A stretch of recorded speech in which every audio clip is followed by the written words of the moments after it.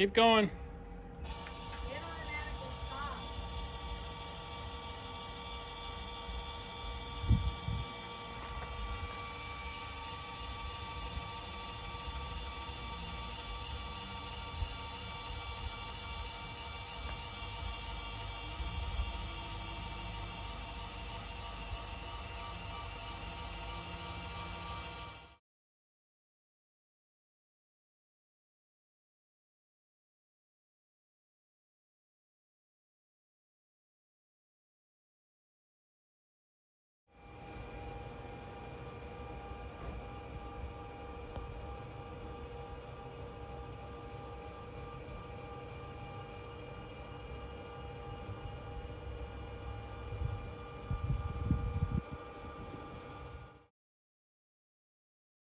I've had the system in place for about 5 years with 3 100-watt solar panels, 4 6-volt golf cart batteries.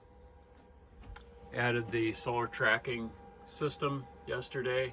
It's a single axis, just east to west. They're mounted on refurbished or repurposed satellite dish TV mounts, and it'll automatically track the sun throughout the day.